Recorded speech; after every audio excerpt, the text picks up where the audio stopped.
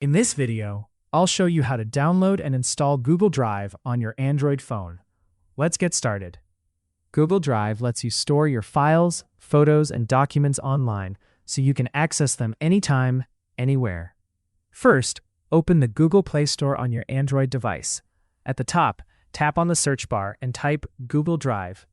Now, select Google Drive from the search results. On the app page, tap the Install button to begin downloading.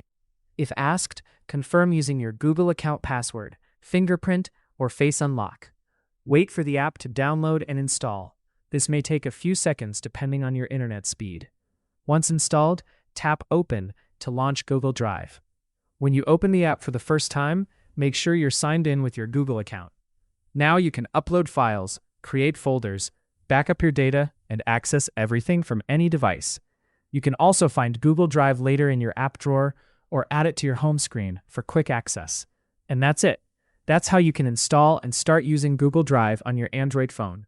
If this video helped you, don't forget to like, comment, and subscribe for more Android tips and tutorials.